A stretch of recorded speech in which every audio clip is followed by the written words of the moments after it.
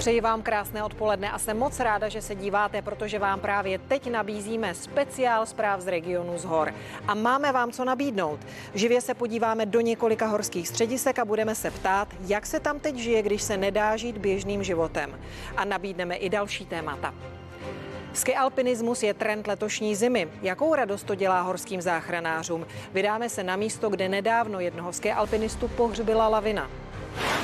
Vezmeme vás na extrémní horskou atrakci, která na své první návštěvníky teprve čeká. Náš reportér je ale vyzkoušel na vlastní kůži. A navštívíme 2 skokanské areály, které přes svou slavnou minulost už řadu let chátrají. Který z nich má větší šanci na znovu zrození? Dozvíte se to už za pár minut. Život lidí na horách více než kde jinde ovlivňuje počasí. My se hned na začátku našeho speciálu vydáme do Zadova na Šumavu, kde jedna z prvních měřících stanic začala sledovat teplotu systematicky už v první polovině minulého století. Stála u domu, kde dnes bydlí manželé Ptáčkovi. Jsou potomky muže, který si právě o teplotách, výšce sněhu nebo síle větru vedl podrobné záznamy. A Ptáčkovi je dodnes střeží jako rodinný poklad. Psal se rok 1939. U tohoto domu vyrostla jedna z prvních meteorologických šumavských stanic. O rok později do provozu uvedl Karel Kůs, pradědeček současného majitele usedlosti. Meteostanice stávala hned vedle domu manželů Ptáčkových v místech, kde teď roste růžový keř. Když při přestavbě domu Martina Ptáčková vyklízela půdu, objevila 120 malých sešítků. Hned bylo jasné, že mají spojitost se sledováním počasí a sahají hluboko do historie. Tady jsme zrovna na datumu 31.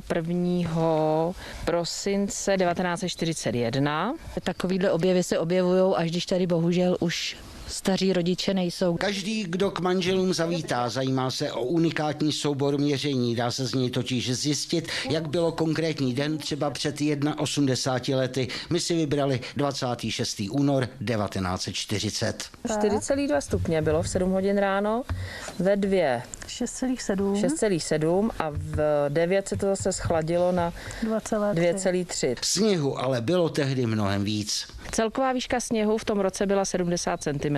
Těžko se hledají témata, ale tohle je takový neutrální a nemůžete se o tom hádat. Záznamy o počasí mají manželé Ptáčkovi až do roku 1950. O 2 roky později začala počasí na Šumavě měřit stanice na Churáňově. Jiří Bičovský, CNN Prima News.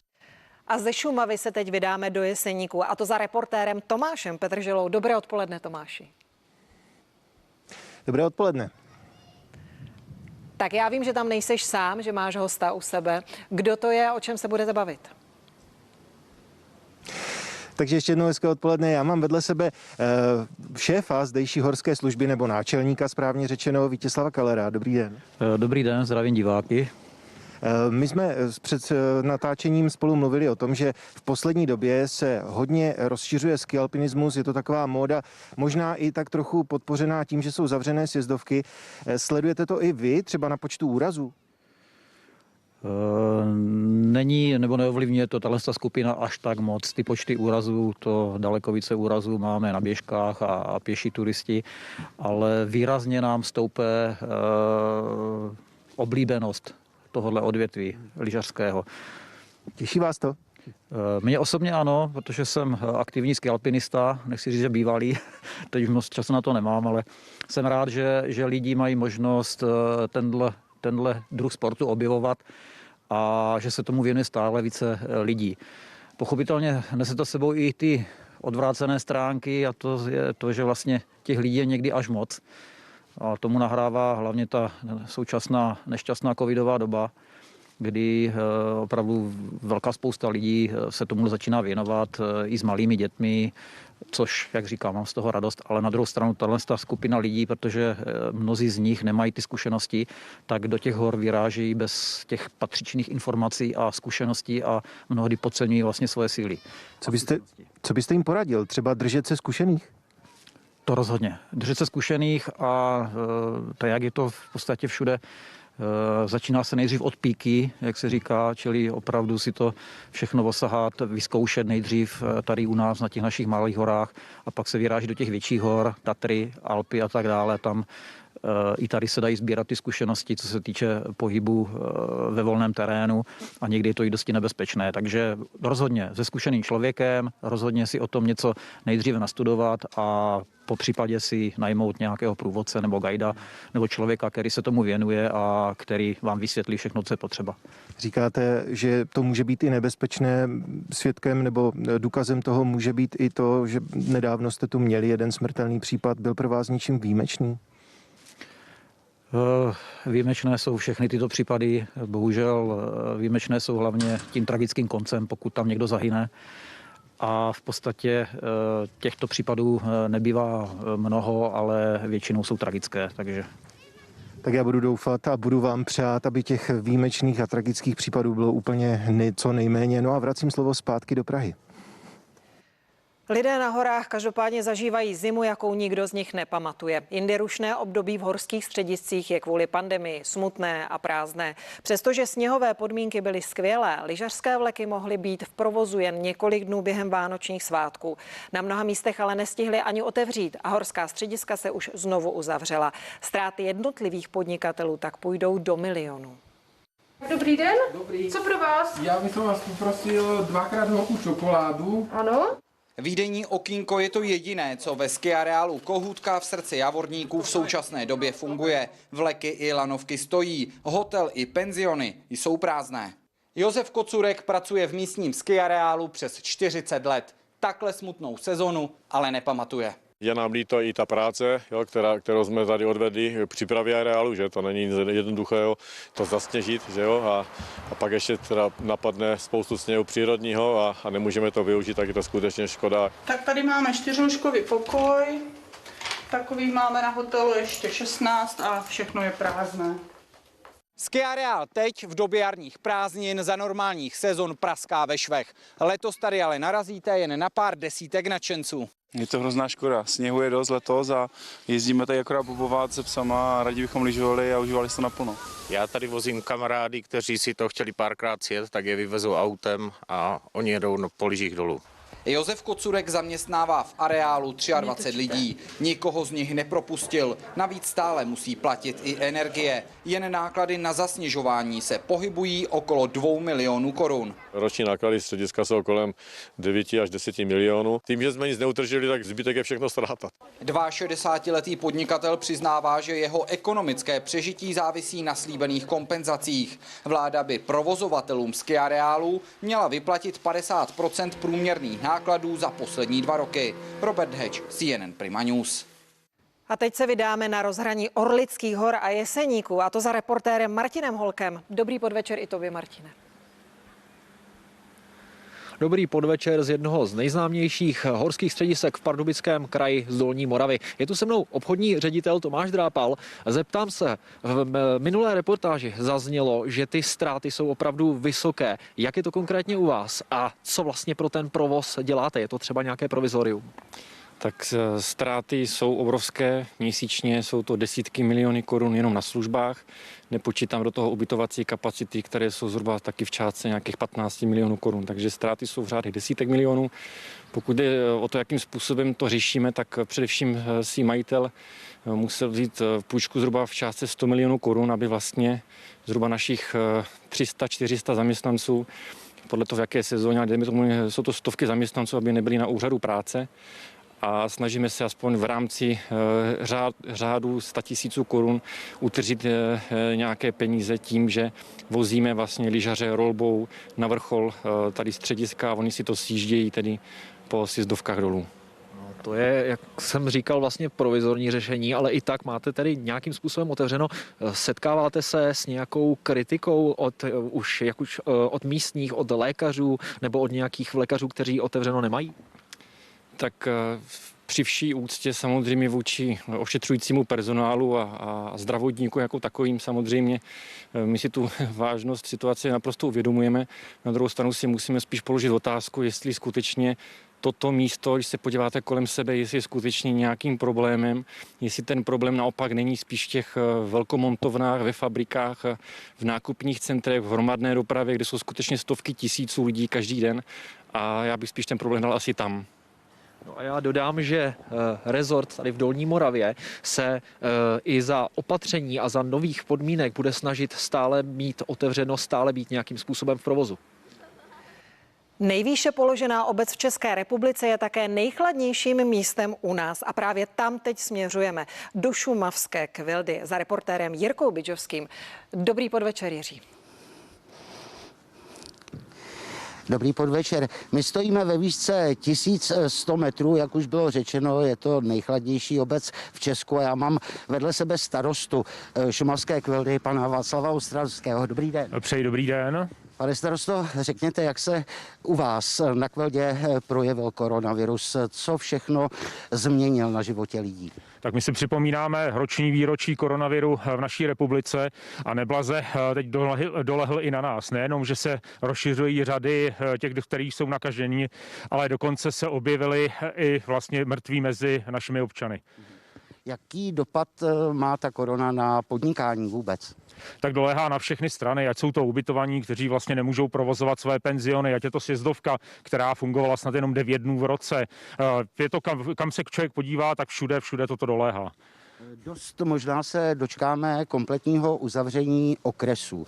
Co by to pro vás znamenalo? Pro Kvildu jako takovou. Tak v této chvíli bychom si oddechli, protože jsou to opravdu tisíce návštěvníků, kteří přijedou na každý víkend. Tím, že jsou jarní prázdniny, tak se tady objevují přes týden. Takže teď je jeden z málo dnů, kdy je tady mrtvo, ale počítám s tím, že zítra opět budou najíždět, takže pokud se takto začne uzavírat, bude pro nás jenom dobře.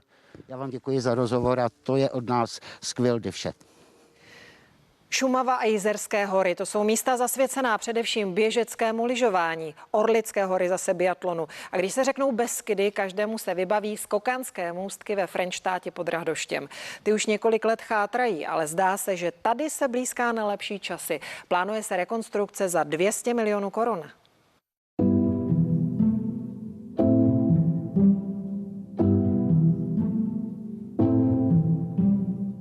Skokanské můstky stojí ve Frenštátě pod Radhoštěm od roku 1973. Nesou jméno Jiřího Rašky, který zlatou a stříbrnou olympijskou medailí z Grenoblu v roce 1968 Beskydy proslavil po celém světě.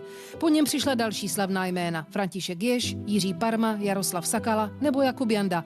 Všichni trénovali a závodili právě tady, jenže teď... Už ta křivka, to všechno je to zastaralý můstek. Už s obtížem a tady vlastně ty závody děláme, jsme schopni udělat jedině světový pohár žen, mužů už ne tady v tomto areálu. Můstky chátrají. Největším problémem je dřevěná konstrukce. Nájezd, mantinely i doskočiště jsou ze 70% ze dřeva. Loni na jaře založili členové oddílu přímo tady v doskočišti obrovský táborák. Spálili veškeré dřevěné podloží, bylo kompletně strouchnivělé. V oddíle je teď 30 skokanů, nových nadějí. Klárka Ulrichová, ta je juniorka, má 16 let, ale skáče i ženské světové poháry. A ta vyhrála loni celkově FIS Cup ženský. A takhle by mohly můstky vypadat za pár let, pokud tedy mají mít skoky na lyžích ve Frenštátě budoucnost. Škoda by to byla, kdyby to nechali tak. Hrozně bych byl rád, kdyby se ta tradice tady prodloužila dál. S architektonickou studií finančně pomohl kraj. Horší to bude se samotným financováním rekonstrukce. Pomoc slíbila Národní sportovní agentura. Ta první etapa se odhaduje kolem 200 milionů. Začít by se mělo s velkým můstkem a zázemím pro sportovce. V další etapě by měly přijít na řadu 3 menší můstky a možná vznikne i muzeum legendárního Jiřího Rašky. Markéta Šenková, CNN Prima News. A teď poskočíme směrem na severozápad o 237 kilometrů. V Harrachově stojí poslední velký skokanský můstek, na kterém se ještě dá v zimě v Česku skákat. Budoucnost tamního 100 let starého areálu je ale velmi nejistá. Mamutí můstek, který je jedním ze 6 největších na světě, také už mnoho let chátrá. A menší můstky místní sportovci udržují při životě už jen silou vůle. Skokanské můstky patří k Harrachu stejně jako Moravský vodopád a sklárna. Tady se skákalo vlastně už od roku 1920. V 80. letech minulého století to byl jeden z nejmodernějších skokanských areálů na světě. S nadsázkou se dá říct, že skoro každý kluk v Harrachově měl tehdy aspoň jednou skočky na nohách. Nás bylo třeba 20, že jo? Upravovali jsme si můstek. Starší chlapi nám to vždycky najeli, že jo? No a skákalo se až do toho dubna. V posledních 20 letech se ale z bývalé slávy stala spíš ostuda. Unikátní mamutí můstek chátrá a menší můstky už při životě drží s velkým vypětím jen parta místních nadšenců, kteří na Čertově kopci strávili celé mládí. Se nám podařilo v loňském a v letošním roce provizorně zprovoznit, tak aby ten sport úplně nezahynul. Na znovu zprovoznění skokanských můstků zorganizovali místní sportovci dokonce veřejnou sbírku. Vybralo se přes 700 000 korun. Část peněz už do nejnutnějších oprav investovali. Aby měli můstky nějakou budoucnost, bude ale peněz potřeba mnohem víc. V zimě se nedá nikde, kromě tady Harachova. To je jenom tady prostě jediný můstek, který je upravený. Určitě by stálo za to zachránit tady takovýhle krásný skokanský můstky, který mají tradici. Kolik bude potřeba, ukáže studie, která právě teď vzniká. Půjde ale minimálně o stovky milionů. Libor Tampier, CNN Prima News.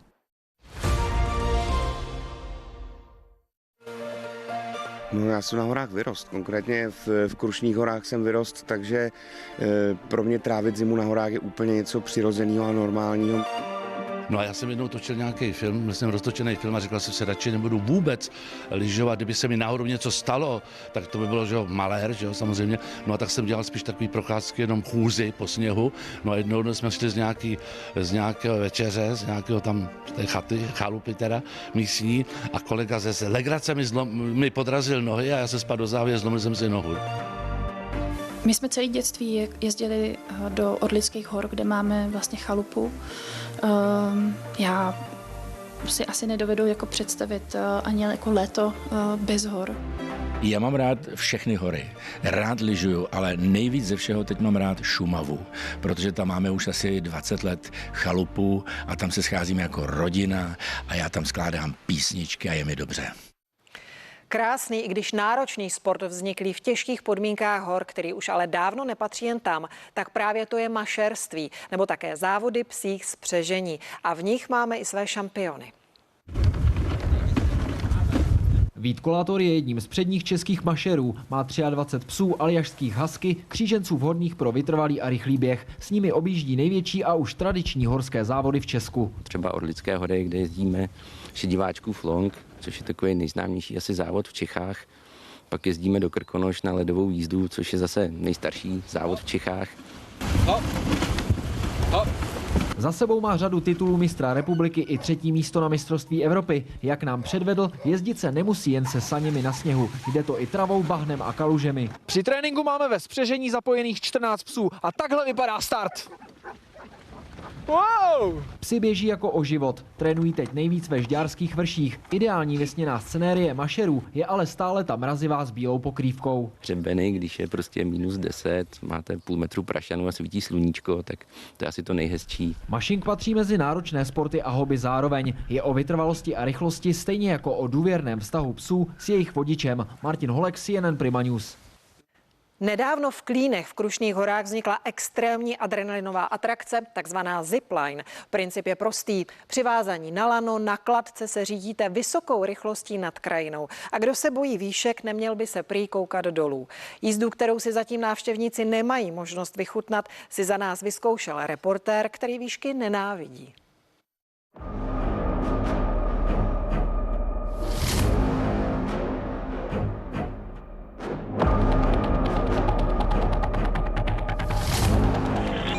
Okay, tohle jsem si fakt nezasloužil. Držíme palce, užijte si to. No, děkuju. A rychlost je pořád větší, větší a větší.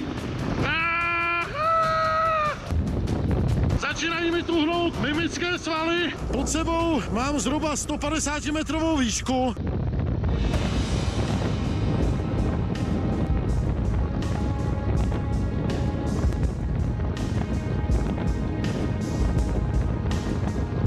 Možná si říkáte, co se stane ve chvíli, kdy vyrovnáte převýšení a lano povede do kopce. Nebojte, nezastavíte se. Tato zipline používá totiž prý jako jediná na světě kladky s motorem. Je nejdelší v Čechách, suverénně. Je pátá nejdelší v Evropě a 20. nejdelší na světě. Má 2 úseky, první měří 1400 metrů, druhý 800 metrů. Ahoj! Kdybyste měli pocit, že mám takový, dalo by se říci jako kakáč styl, tak to není jenom pocit, já jsem se fakt strašně bál. Tak to je moc. Už se nám blíží další člověk, který si sjel ziplineu. Jaká byla jízda? Super. Přede mnou je další úsek dráhy. Koukej, jest, než dostaneš flákanec. Tyčím zhruba 75 km rychlostí nad Šumenským údolím. Vítr fouká, stromy tady pode mnou mizí, trošku si se mnou pohrává vítr, mám trochu nahráno v kalhotech, abych se přiznal.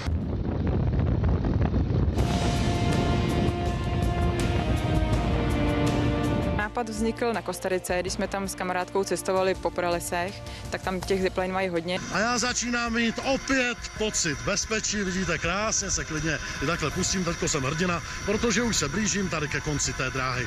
Byla to paráda. Pohodě? Vladimír Procházka, CNN, Prima News. Tak tolik z horského speciálu zpráv z regionu. Věřím, že jsme vás nesklamali. Teď si poslechněte předpověď počasí právě pro horské oblasti a pak interview dnes s Dagmar Peckovou. Přeji vám krásný víkend a v pondělí se budu těšit opět. Nashledanou.